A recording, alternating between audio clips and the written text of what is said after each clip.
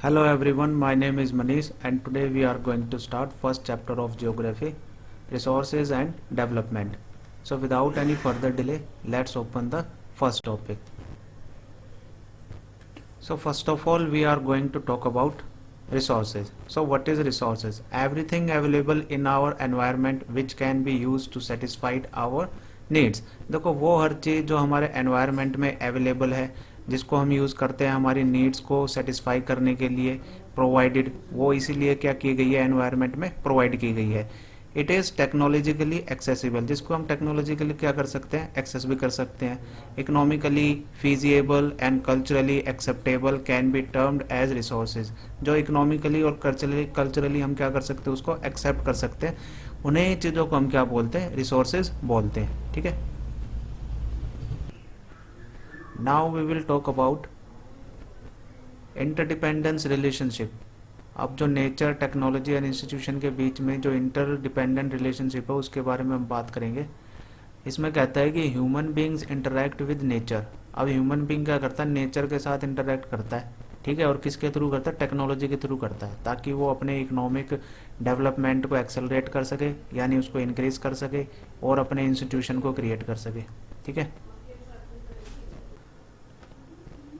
Now we will talk about classification of resources. अब देखो यहाँ पर रिसोर्सेज को टू पार्ट्स में डिवाइड किया गया है, पहला नेचुरल में, दूसरा ह्यूमन में.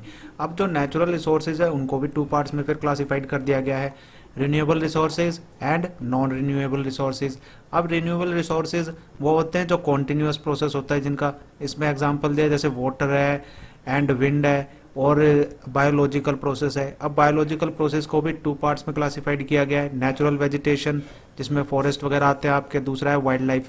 और फिर नॉन रिन्यूएबल रिसोर्सेज आपके क्या होते हैं, रिसाइकलेबल होते हैं. जैसे एग्जांपल है आपका मेटल यहाँ पर दिया हुआ है. एंड नॉन रिसाइकलेबल भी आपके किस में आते हैं, नॉन रिन्यूएबल में ही आते हैं, जैसे फॉसिल्स फ्यूल्स हो गए. ठीक है. फिर आपका दूसरी तरफ है आपका ह्यूमंस. ह्यूमंस को भी टू पार्ट्स में क्लासिफाइड किया गया है, स्ट्रक्चर्स एंड इंस्टीट्यूशंस में. ठीक है. और जो दूसरा है आपका quantity and quality. So this was all about classification of resources. So our next point is on the basis of origin. अब देखो ओरिजिन के बेसिस पर जो रिसोर्सेज हैं उनको टू पार्ट्स में डिवाइड किया गया है, biotic resources and abiotic resources. So first of all we are going to study about biotic resources. अब देखो बायोटिक रिसोर्सेज होते क्या हैं. बायोटिक रिसोर्सेज वो होते हैं जिनको हमने एनवायरनमेंट से ऑब्टेन किया है और जो लिविंग होते हैं. एग्जांपल जैसे forest, animal, human beings etcetera.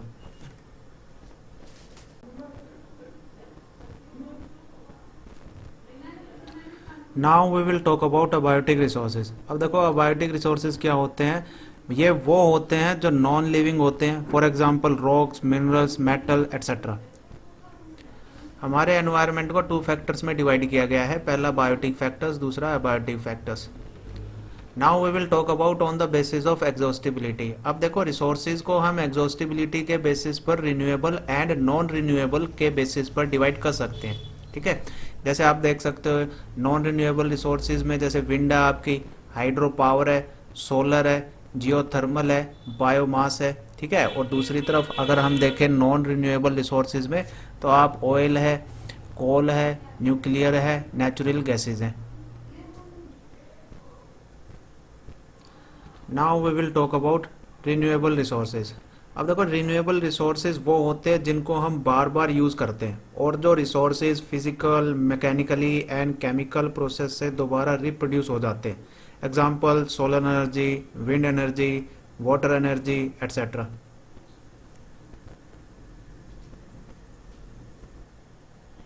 अब देखो रिन्यूएबल रिसोर्सेज क्या है, आपका एक कॉन्टिन्यूस प्रोसेस है. जैसे ये आप पिक्चर देख रहे हो, अब ये वाटर साइकिल की एक पिक्चर है.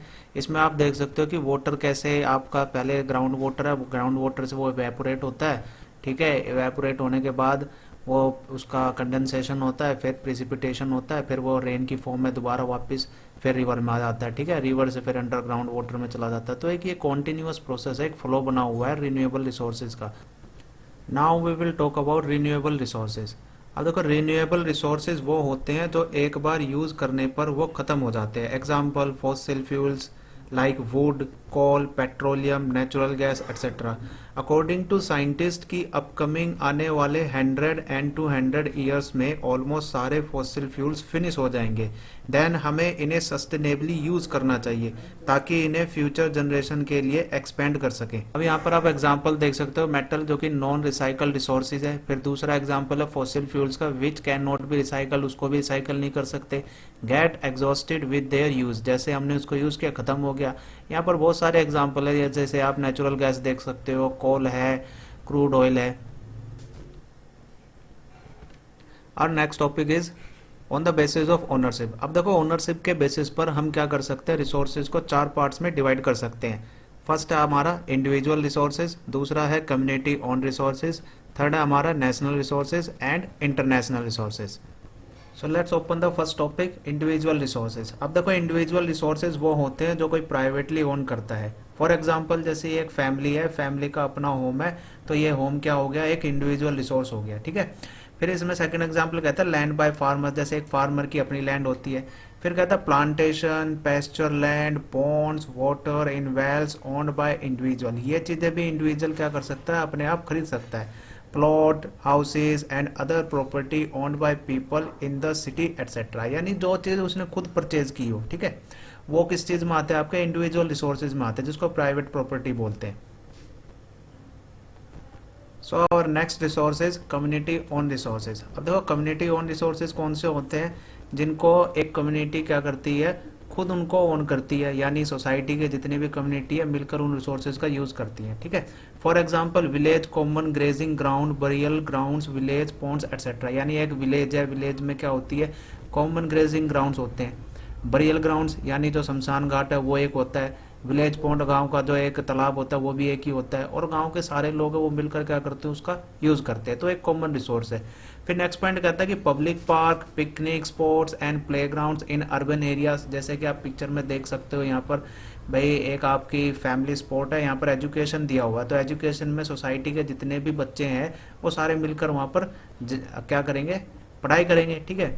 और फिर यहाँ पर आप देख सकते हो ट्रांजिशन एंड अडल्टहुड है। फिर यहाँ पर हेल्थ केयर है, हेल्थ केयर मतलब सोसाइटी का जो हॉस्पिटल है, वहाँ पर सोसाइटी के जितने भी पेशेंट है वो वहाँ पर जाकर अपना क्या कराएंगे, इलाज कराएंगे, ठीक है। तो ये सारी चीज़ें क्या हैं, आपकी कम्युनिटी बेस्ड रिसोर्सेज है।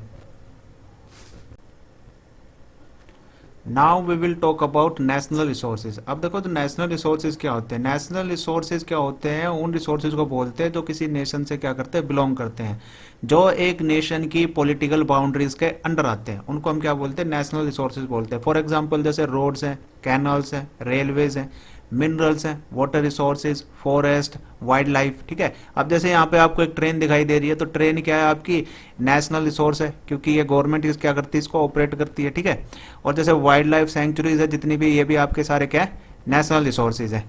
फिर नेक्स्ट आता है हमारा कि अगर किसी नेशन की ओशनिक बाउंड्रीज हैं तो उस नेशन की 19.2 किलोमीटर से लेकर 370 किलोमीटर के बाद जो भी रिसोर्सेज होते हैं वो भी उसी नेशन को बिलोंग करते हैं। इट मींस जो इंडिविजुअल एंड कम्युनिटी रिसोर्सेज भी नेशनल रिसोर्सेज के पार्ट हुए। गवर्नमेंट के पास लीगल पावर्स होती हैं जो किसी भी पब्लिक एंड प्राइवेट रिसोर्सेज को ऑक्यूपाई कर सकती हैं। फॉर एग्जांपल नोएडा से आगरा तक एक्सप्रेस हाईवे बना था, तो बहुत से फार्मर्स की लैंड को क्या कर लिया गया था, ऑक्यूपाई कर लिया गया था गवर्नमेंट के थ्रू, ठीक है। मींस पब्लिक वेलफेयर के लिए गवर्नमेंट किसी की भी जमीन को क्या कर सकती है, ऑक्यूपाई कर सकती है। Now we will talk about international resources. अब देखो इंटरनेशनल रिसोर्सेज वो होते हैं जिनको क्या करते हैं, जो इंटरनेशनल इंस्टीट्यूशन है वो रेगुलेट करते हैं। For example United Nation organisation. फिर कहता है हमारा the oceanic resources beyond 200 nautical of the exclusive economic zone. अब जो ओशनिक रिसोर्सेज है, जो हमारे 200 नॉटिकल यानी 370 किलोमीटर के बाद जो रिसोर्सेज पाए जाते हैं उनको हम क्या बोलते हैं, एक्सक्लूसिव इकोनॉमिक जोन बोलते हैं, ठीक है। और इन रिसोर्सेज को कोई भी यूज नहीं कर सकता, इन रिसोर्सेज को कोई भी यूज नहीं कर सकता। अगर इनके बीच में कुछ रिच एंड इम्पोर्टेंट रिसोर्सेज हैं जिससे कोई कंट्री बहुत ज्यादा डेवलपमेंट कर सकती है, तो वो कंट्री यूनाइटेड नेशन जो कि एक इंटरनेशनल ऑर्गेनाइजेशन है से परमिशन लेकर 19.2 किलोमीटर के बाद के जो भी रिसोर्सेज है उनको यूज कर सकती है, ठीक है। अब ऐसा ही इसमें एक एग्जांपल दिया है कि India had to obtain the right to mine manganese nodules from the bed of the Indian Ocean from an area which lies beyond the exclusive economic zone, कि इंडिया को यूनाइटेड नेशन ऑर्गेनाइजेशन से manganese nodule निकालने के लिए permission मिली थी। ठीक है, अभी ये जो परमिशन इंडिया को मिली थी, ये जो मैग्नीज नोड्यूल का जो एरिया था ये स्पेशली आपका एक्सक्लूसिव इकोनॉमिक जोन में आता था। जैसा कि इस पिक्चर में आप देख सकते हो, ये एक ओशनिक बाउंड्री है, ये आपको लैंड यहाँ पर दिखाई दे रही है। ठीक है, और ये क्या हो गई आपकी ओशनिक बाउंड्री हो गई, ये आपका पूरा ओशन है। तो यहाँ पर देख सकते हो कि कंट्री का ये टेरिटोरियल सी एरिया है, ये 12 नॉटिकल माइल्स है, जो कि कंट्री के क्या होते हैं, खुद के रिसोर्सेज होते हैं।